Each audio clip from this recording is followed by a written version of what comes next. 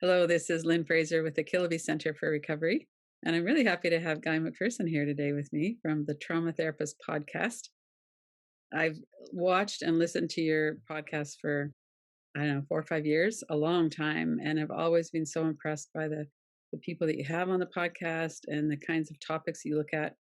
And so the Radical Recovery Summit being something where we look at trauma as well as addiction, I thought it would be really fun to have you on here and just kind of get your perspective on things. For many years, he has done the Trauma Therapist podcast, which is seen in over 160 countries around the world. I would like to just have you start by saying how you got to where you are now. What inspired you to do that?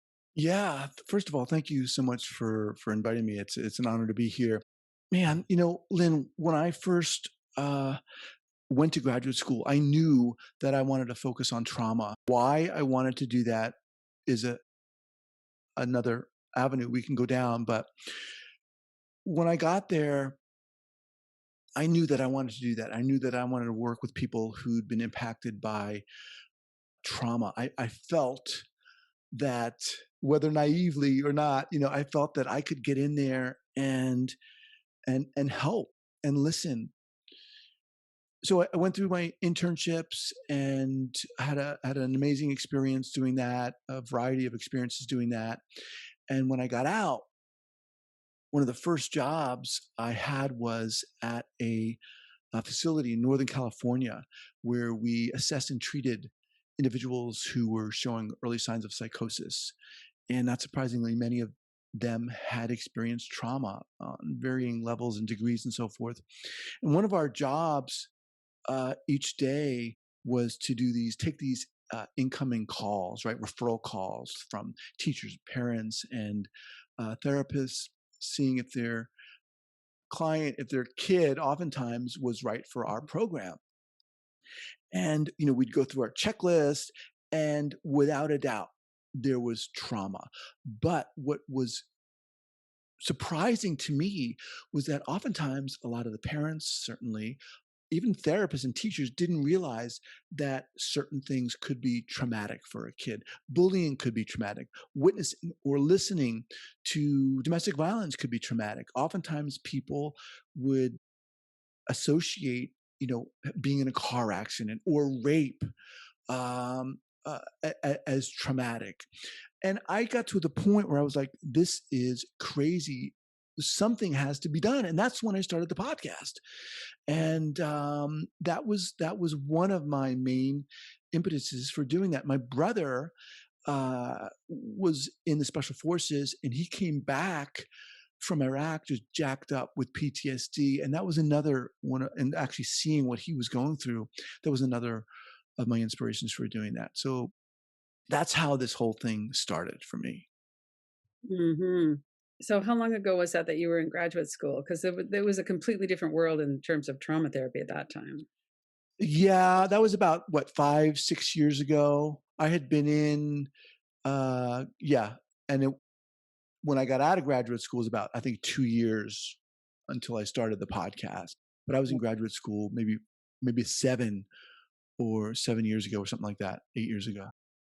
And at that time, you were finding that a lot of even the clinicians weren't all that educated about trauma, or Well, what? not I don't wanna generalize. There were some of them, many of them weren't. Many of them weren't. A lot of, um, uh, parents certainly weren't. A lot of teachers weren't. And in that case, we were talking to a lot of young individuals, so between the ages of 12 and 25. And in school, of course, you see the explosion, you see the acting out. And it was that got so much attention.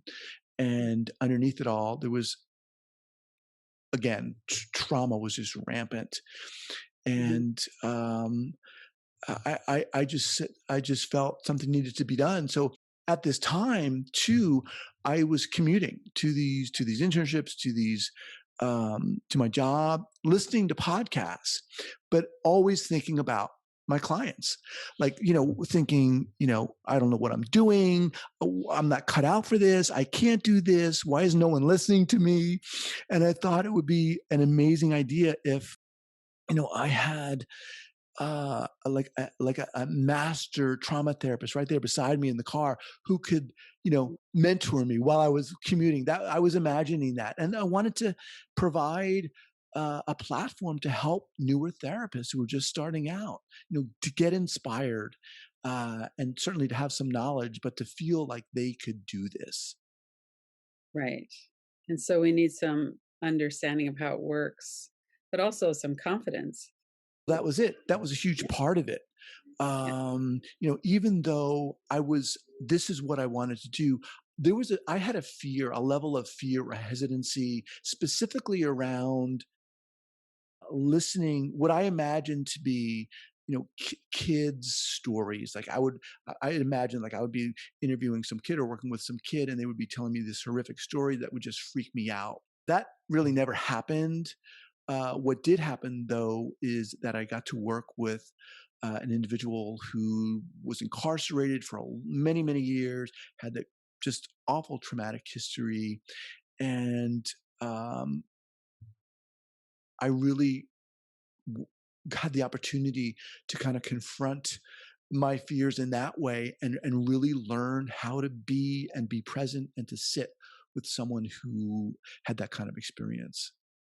So what comes to mind is um, us wanting to fix somebody with that level of trauma. So what was that like for you? Without a doubt, without a doubt. That was, when I got to school, what was on my mind was, what do I need to learn? What do I need to bring into me, books, articles, workshops, that was going to help me become the best trauma therapist I could become? I knew about, the value of presence and all that stuff, but I didn't get really um how integral and vital it was to doing this work. And, so again, naively, I was trying to just intake all this information. And it really, honestly, Lynn, it wasn't until I started doing the podcast and I started talking to these, not just initially, it was a lot of seasoned professionals, Mhm. but it grew to become people with lesser experience, but no less more passion. And one of the questions I would ask was if they could share an early clinical error and what they learned from that. And I was expecting, well, um, I had forgotten what was on page 22 of Bessel van der Kolk's book, and I wasn't able to integrate that, or blah blah blah blah. But it was more centered around the the kind of an impasse, if you will, or uh, an inability on the part of the therapist to like be present, or to be vulnerable, or to be like there, completely there, and to be okay with that. And that was a big shift for me, and it really shifted even my focus in the podcast about the importance of uh, just being able to be with someone. And I think the reason why, because it sounds so simple, and in a Mm. sense it is, but it's we all know it's not easy, because you're dealing, as a therapist, you're dealing with your own stuff. You have to. Mhm. And so that was the big shift, a big shift for me in this whole thing. Right. Right. And most people who go into some kind of healing work have a real desire to help. And there can be kind of a top down, I know what to do for you, Right. but never Right. work. Right, of course. Yeah, and that's right. That was the essence of your question. But right, and certainly, when I started that, I wanted to help. I thought that with this knowledge, I could heal and fix. All coming from genuine, genuine core. But of course, and I remember one of my first experiences with my supervisor. um, I walked in there and I was very frustrated, and I was like, they're not listening to me. I had been going through, I think at the time, sensory motor psychotherapy, either level 1 or level 2. I wasn't a seasoned therapist by any stretch of the imagination, but I had some idea of what was going on. And she said to me, and I'll never forget this, and it blew me away. She said, "Why do they need to listen to you?" And I was like, "Well, what do you mean?" I had this degree and I had this, and it really sh- set things on a side for me. So yeah, that whole idea of fixing, and the therapist coming in knowing the right answer, or was another eye opening thing for me. It was one of my guests said to me way before the client walks into a therapist's room, they've been on their own healing journey, whether you realize it or not.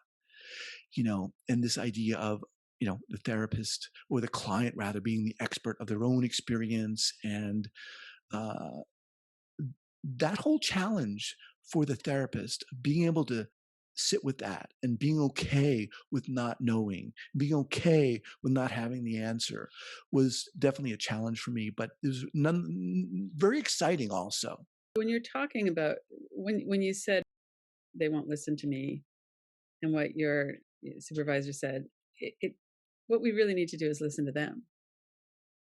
And so I wanted to kind of go into your 2.0 program where you're helping new therapists.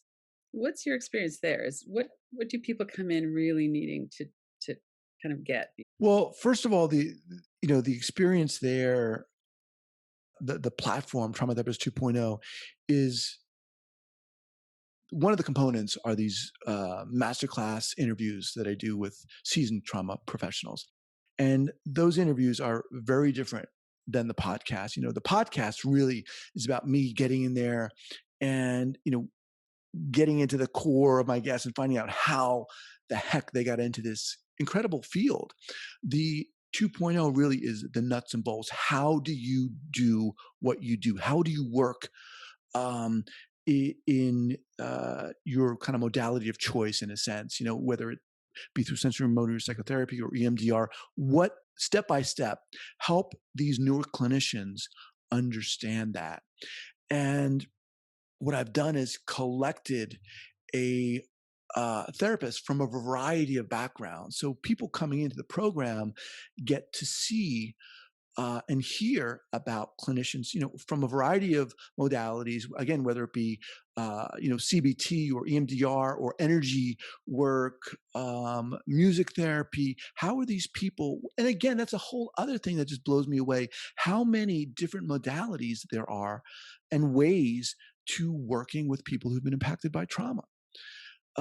So that's what I wanted to do. I wanted to create a space to give newer therapists, or therapists who have had some experience but are just kind of beginning their trauma informed journey, in a sense, a way to um, learn about different modalities. Because let's face it, how do you decide? How do you decide? Should someone just go study EMDR because everyone's working with it, and because it's supposed to be great? Well, it might not be the best fit for you as a clinician, right? And that was another kind of eye-opening thing for me when someone said to me, "Well, part of this, a big part of this, is finding that modality that's going to speak to you, that's going to like fit in your hands magically or naturally, in a sense." So I think it's really exciting to see, for instance, if we look at Peter Levine's work and how that has transformed over the years. And there's so many people now that are uh, trained in somatic experiencing, and there's so many other somatic methods. It seems to me that over the last 5 years in particular, there's been a lot more emphasis on we have to heal in the body, through the body, that talking and our cognitive mind can be helpful, but it's not everything. What are you seeing? What are you seeing around that? well, I would agree. I mean, it's hard to make sweeping generalizations. And I remember when I asked, I forget who I was asking this of, and I'm always cautious when I do say, you know, try when I pose a question in terms of generality, but the question was, so do you think that it's vital that a newer clinician, someone just starting out who wants to learn about trauma and work with people who've been impacted, learn a body-based, a somatic approach? And they said yes. I mean, because of the how trauma resides in the body. Which isn't to say that talk therapy should be done away with. Of course, it has its place, but when you look at how trauma uh, sets in the body and affects the body neurobiologically, it's there, and to be able to work from a bottom up approach, somatic approach, is crucial. And in that way, one of the things that I'm trying to do is to give newer clinicians that opportunity to, again, see which modalities will work for them, but at the same time, understanding what is vitally important in this field. Right, right. So, can you give an example of how so you've done the sensory motor training. How did that change your approach with people? Right. Well, that's a really good question. I think what it did was, first of all, it really I slowed things down for me in a sense. When I was studying that the level 1 and the level 2, I was I didn't I was still in school. I didn't have next to no experience working with individuals. And I was fortunate enough to be in these workshops with people who had a lot of experience. So here I was, really eager, again, like you were talking about, to help and to dispense knowledge. And what sensory motor psychotherapy, or SPI, was talking about, not unlike a lot of other different somatic modalities, was you know being able as a therapist to witness, to and at the same time be very aware, not just cognitively, but somatically, about what was going on in the moment with that client. And something could arise as a result of a query or a question. Movements could happen. Peter Levine talks about he, he was able to notice blood rushing in the jugular vein of a client when he was first starting it out, which blew me away. But that idea of being able to, we talk about being present and being aware, and it's not just of what's going on with the client, and being able to, in the moment, respond and react, but at the same time, as a clinician, you're dealing with your own stuff. So those things, both of those things, were new to me and were very challenging, because in one hand, uh, somatic therapy, sensory motor psychotherapy, is asking you to be in the moment and be creative, be able to be creative, such that you're able to uh, uh, react naturally, authentically. And that's not very easy. It's True. not very easy. It serves to create an environment where your client feels grounded and safe. And a lot of things happen when those two ingredients are there. Right. And so for the clinician to be able to do that, we have to listen to our own body and be in our own body. There's a real mindfulness component to that. Definitely. And there's that kind of work that should be ongoing, right? Either we can name the many different ways that could be uh, integrated, utilized there. But the important, and all therapists talk about the importance of self care and doing your own work. But when it comes down to it, it's not always easy. Right. We're all living our lives, and uh, but it's when I'm on the podcast and I'm talking to someone, and they're talking about this ability that they've honed through the years, it's very inspiring to me. There's an allowance there of letting things unfold Mm. that I, when I was seeing clients, I certainly didn't have. Again, I was just really eager to share everything that I was learning, you know. Well, and a certain amount of that kind of education is really necessary, I think.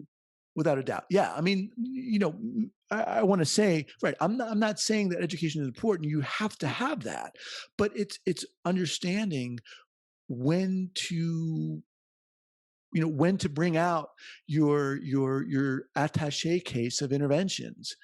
And again, it's not a binary thing. It's all integrated. Being able to utilize that, being able to. I mean, when we sit with someone uh, in a non-clinical setting, when we encounter someone who is authentic, who's just there and present, and whether they be listening to us or if they're fully engaged and they're talking about something, we are, I think, across the board, we're magnetized. We feel it. We feel that authenticity, and to be able to translate that in a sense and to be that within a clinical setting, it does take work. It requires a lot of creativity and allowance and allowing things to unfold in their own time, which, if we're starting out as a new clinician, oftentimes we're eager to get things done, Yeah. for a variety of reasons. And oftentimes those can work as opposites. Yeah, yeah. People feel that pressure. So, do you, with your experience and all the people that you've worked with and talked with, do you believe that everybody can heal? Well, I think you'd have to define heal. Does that mean that they would completely be rid of, or there would be no sign of, say, post traumatic symptoms? Mhm. We know. I think. What do we mean by heal? I would it, for example, if someone with complex PTSD who's experienced, severe recurring violations over the course of many years, would they be able to heal? Well, okay, what does that mean? Does that mean their symptomatology would be lower? Did that mean that they would forget everything? Probably not. So, I mean, are there ways for people to heal? Yes. Are there ways for? Does everyone have a chance to do some kind of healing? Yeah, I believe that. I believe there's hope for everybody, and I think, again, I think healing has to be uh, defined. People who've gone through horrendous experiences have, in a sense, come through the other side and been able to live, empowered lives. So I do believe in that. And I think that people have to find the right therapist for themselves, that good fit for them. And oftentimes, we find a therapist by whatever way, and it just doesn't feel right for us. I think Right. people have to be empowered to say, you know what, this isn't a good fit. I need to find someone for whom that fit is gonna feel right. And I think that is a very important thing to do. And I do believe that there are there's a good fit for everyone out there. There's so many different types of therapists out there. Right. Well, and healing can look like a lot of different things, like you say. And for sure, our nervous system is not built to forget about all of the dangerous things, it's built to remember them. Right. We're never going to completely forget. So I noticed that you have Irene Lyon. You've interviewed her in one of your master classes. So she really talks a lot about the nervous system and how to heal the nervous system. Is that something that you feel is important in trauma therapy, just on its own, healing the nervous system, calming, down regulating? Yeah. I mean, well, I think it's vital. I think it goes, part and parcel with working with the body and healing trauma. I mean, that's one of the important things. I think that uh, you know when you look at talk therapy and you look at the importance of talk therapy, but you also look at how trauma impacts the body, impacts the nervous system, distorts the nervous system, and then resides in the nervous system. In order to heal that, one has to obviously understand about what's gone on in the nervous system and understand how to heal the nervous system. So yeah, I think that's kind of that crucial component of working somatically, Right. As without a doubt. I mean, without a doubt. then as people feel safe with whoever they're working with, then our nervous system can relax, and might be the only time we've ever really co-regulated with somebody and felt Right. safe to. Right. That whole idea of co-regulation and what's involved with co-regulation to me is another, I think, magical things that happens when it's the power of, you know, being able to sit there with someone and not judge and have it be okay, have it be okay for you as a therapist about whatever's happening, without having an agenda. When I was first starting out, I had an agenda. My agenda was to basically, I wanted to help, but also wanted to show that I knew about trauma and how to heal. And of course, it sounds ridiculous just to say this out loud, but that's where I was at when I first started, you Yeah, know. But to see on a day-to-day basis, Lynn, and to hear about clinicians who are through their experience are okay with, you know and understand the power of what's involved with co-regulation.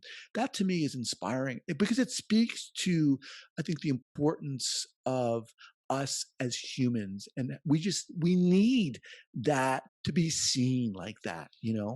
right. One of the things that I really appreciated when I learned more about ACEs and the adverse childhood experiences is that neglect and not being attuned to, not being seen or known is very traumatizing for children, and Right. helped me to make sense of a lot of my experiences as a teenager in particular. And so I think that kind of knowing that is really helpful. It didn't seem to be in anybody's awareness until, the last maybe 5 or 10 years, how Right. important that is, that we need to be touched and held, and we can have, trauma just from being emotionally neglected, let alone physically abused or neglected. Yeah, yeah, yeah. This idea of not being seen on an emotional level, certainly, Mhm. on a somatic level, certainly is very powerful.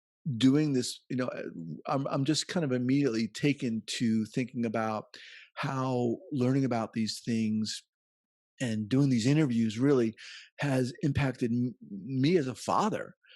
It's very easy to uh, address, again, the kind of behavior, the explosive behavior or outbursts of behavior or addictive behavior, and not see or not look for or not understand what's going on below that. What is causing that, in a sense? What's compelling that type of behavior, in a sense? Um, and my feeling is that, in part, a lot of times we people don't want to see that because it's difficult to see, it hurts to see, it triggers our own, certain memories and behaviors and so forth. Um, but that's where the work is done, really.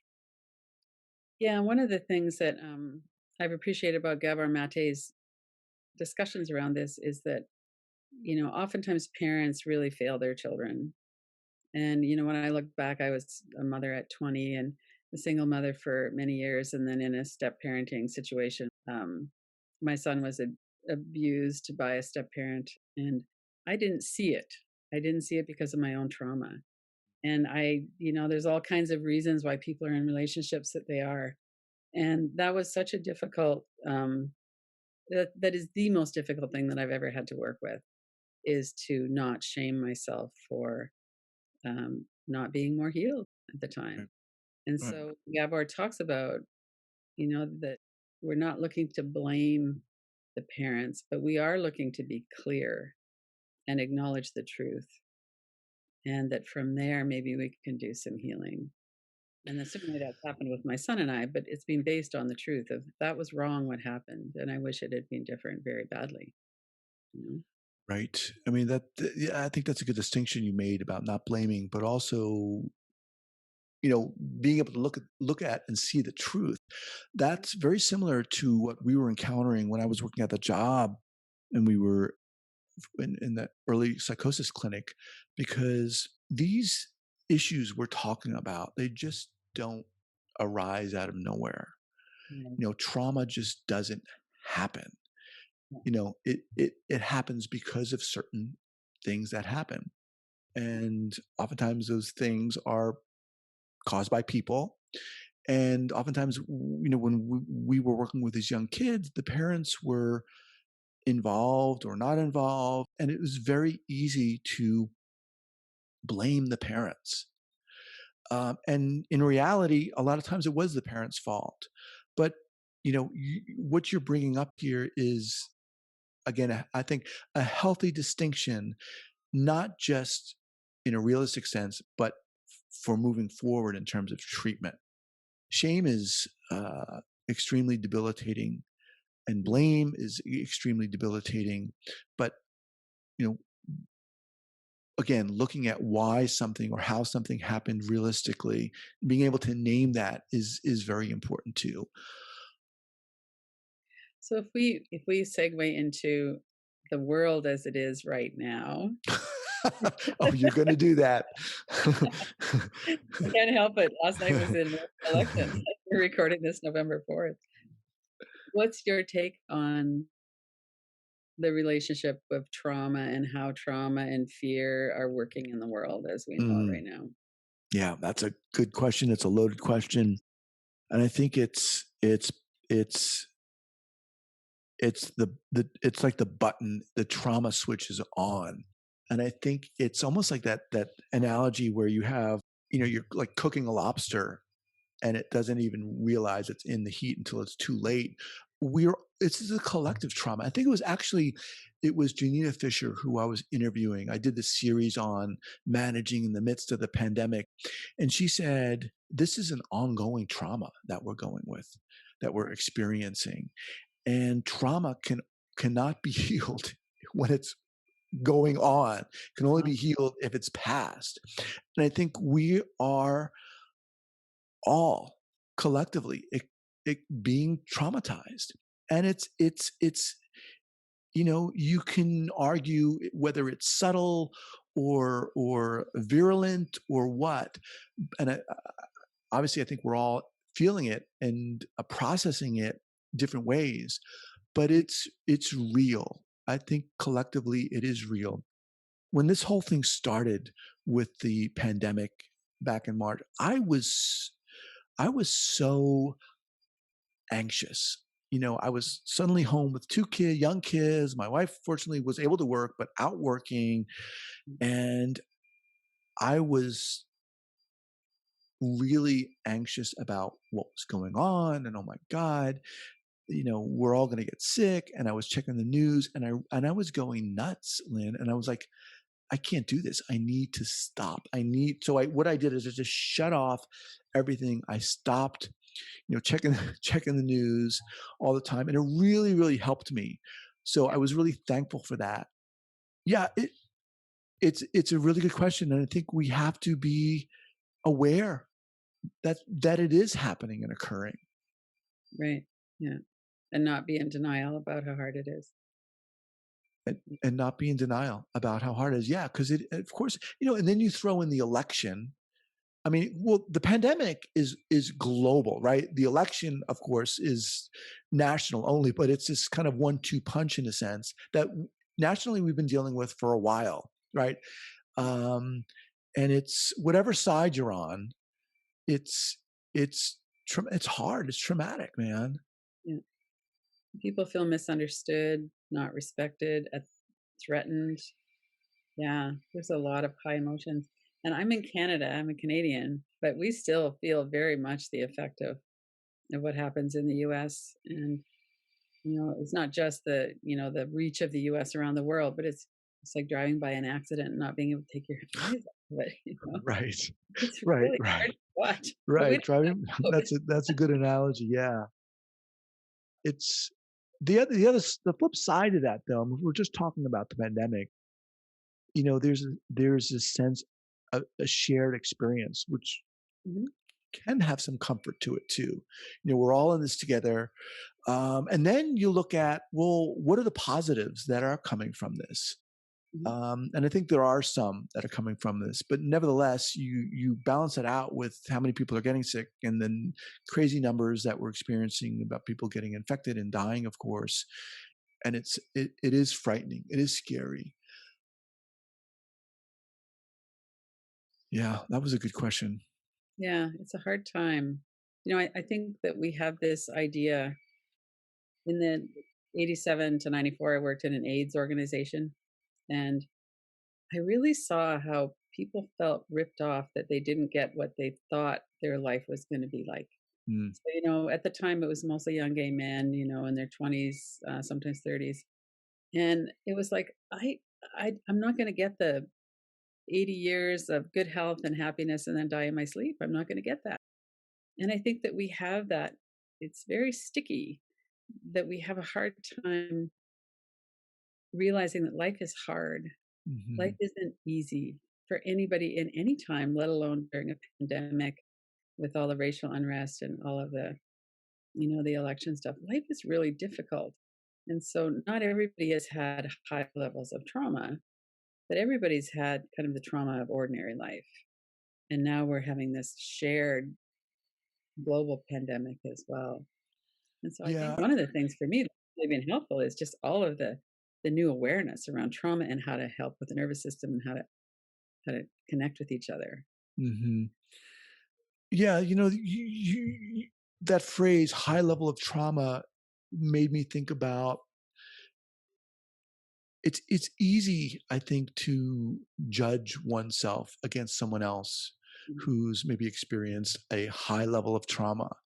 And I think one of the important things to realize is that, and I think really for the people watching this, is that what really matters is really how you feel and how your body has interpreted the trauma. It doesn't matter you've experienced. It doesn't matter if it's been a level 10. It doesn't matter if you've been to war, combat, or have been sexually assaulted. What matters is where you're at and how you're experiencing where you're at. I was someone who was bullied when I was young. And Lynn, that just jacked me up. It really impacted the trajectory of my life, my self confidence, how I showed up in relationships, um, how I showed up academically, and so forth. And you could argue, well, and a lot of people would, well, that was just bullying. Kids are like that. You didn't go to war, you weren't in an accident, whatever. So I think it's important for people to hear that, it doesn't matter what you can't kind of judge yourself against someone else's experience. What you've experienced is valuable and meaningful to you, and how you move through that is the question, and your own journey. Right.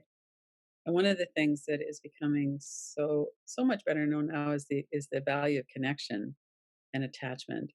And so somebody might go through something really big T trauma, but have a really supportive home life or parents or not feel judged and shamed. And then there's others of us who it never would have occurred to me to tell my parents what was going on. So I knew that that would not be well received. I'd be blamed for it. So that kind of an experience, and people can often kind of recreate maybe or create for the first time with a trauma therapist, that feeling of really being able to say exactly what's going on and not be judged. That's just so precious and so Yeah, essential. you're right. Yeah, I'd agree. I mean, it's huge. Understanding, and this is where just providing psychoeducation is so valuable for people to understand that there are certain buffers and resources that are out there that they could learn about that Mhm. can help them now and in the future. Certainly, surrounding oneself with loving and understanding and non-judgmental individuals goes a long way towards the healing process. Does. Yeah, that's for sure. So let's get into addiction. Do you have anything that you'd like to kind of any people you've worked with or insights you have? How does trauma relate to addiction? Well, yeah, I mean, you brought up Gabor Mate, and I think I don't want to say famously known for saying this, but he has said in the past that when you have addiction, you have trauma. They oftentimes, if not all the time, go hand in hand. And I think it's very easy for people on the outside looking into someone who is addicted to look at that behavior and make a lot of judgments about it without realizing, again, we've talked about the underlying uh, soil, if you will, foundation, what's going on beneath these behaviors. And oftentimes there is trauma there of varying kinds. I think that's crucial. And I think oftentimes people become addicted and they don't recognize that they have been traumatized, right? They haven't been to war, they haven't been to an accident. They don't understand that they weren't brought up in an environment of attachment or attunement. That doesn't, they don't recognize that. And I think things begin to unfold such that maybe they get into a relationships and there aren't the formative pieces of the puzzle there to help them deal with certain things, Mm. and they start utilizing get involved with certain behaviors that help. Right? Oftentimes, people who become addicted use certain substances because they work. We wouldn't do it if it didn't work. Right. So when you're working with addiction, so were you working with that like when you were talking about your early years with the psychosis? Was addiction part of that as well? No, addiction wasn't so much a part of that. I my experience was in a clinic in San Francisco. I was working in a substance abuse clinic there. Mm. We were working a lot with addiction, but it wasn't so much with the early psychosis Okay. population. Actually, I don't know if that's true. I mean, it kind of looked a lot different. There was a lot, there was a lot of cutting and so forth there. First of all, for someone who is addicted, understanding more likely than not, there has been some trauma going on there. And how is trauma defined? And the many things that can be traumatizing and how those things can be traumatizing. That can be very eye opening for an individual. Right. So if you were working with somebody who's just kind of on this near the beginning of the journey of recovery, like one of the things you said a little while ago was everybody has already been on a journey of healing before they ever get to you. And that's really important to acknowledge too. So what are some of the things that you might say to someone, whether it's around addiction or just, someone who's coming in with trauma? What are some of the most helpful things to know about as you start this journey? I think one of the most important stances um, would be one of non judgmentalness, being able to be accepting, Mm. certainly on the part of a therapist or clinician or whoever is on that is working in that sense. Because oftentimes there's a lot of shame, a lot of denial going on the part of someone who is addicted. This feeling of helplessness. I mean, kind of everything we've been talking about up to this point really, I think, pertains. But being able to, again, being able to create an environment where it's okay where one is at the present, and to understand, and of course, you know, if someone is in dire need of if there's an emergency going on or there's a health emergency going on, but and of course, if someone's addicted, that probably could very easily be the case. But I guess what I'm just saying here is, the importance of creating an atmosphere of hope, of understanding, of being willing to at once understand that the behaviors that are going on are working.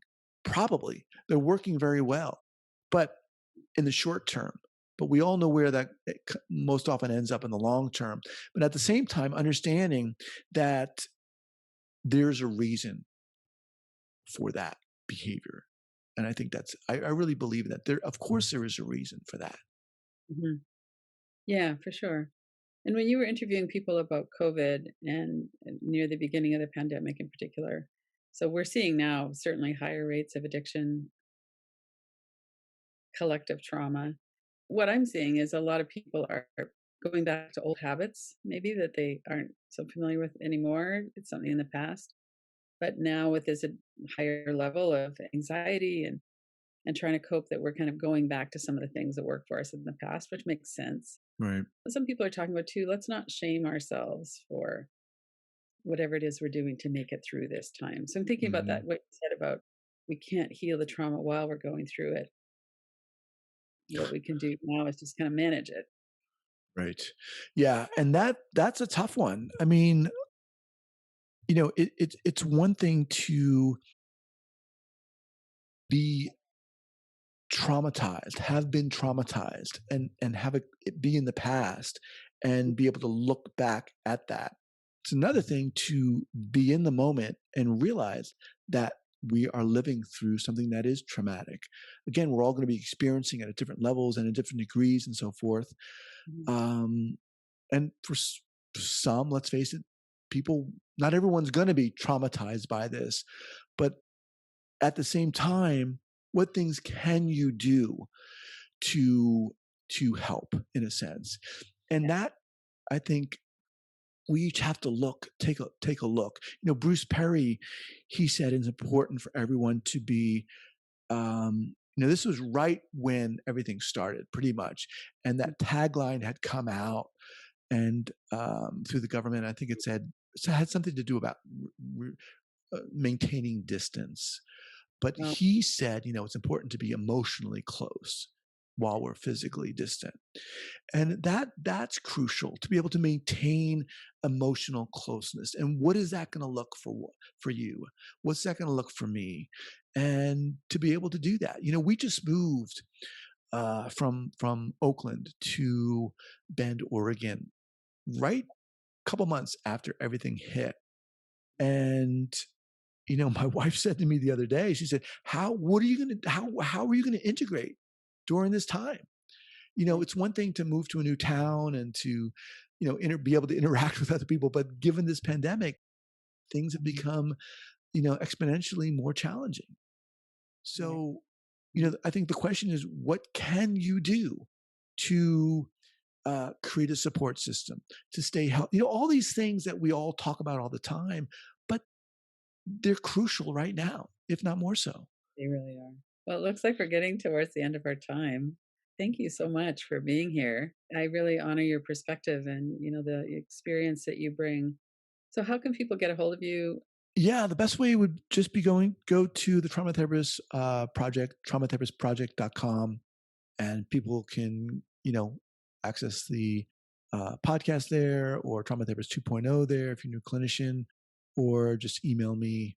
Uh, I'm there. I'm on Facebook, and I'm happy to engage with people. But also, Lynn, thank you so much for inviting me. It's an honor to talk with you, and it's great seeing you again. I really admire what you're doing through this Awesome. platform.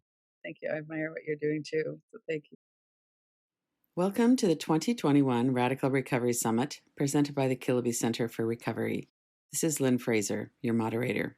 This year, our theme is Feel It, Heal It, a new paradigm of recovery, featuring a diverse group of thought leaders and innovators, people who are working on the ground in the new field of addiction recovery. Go to radicalrecoverysummit.com to sign up and watch free.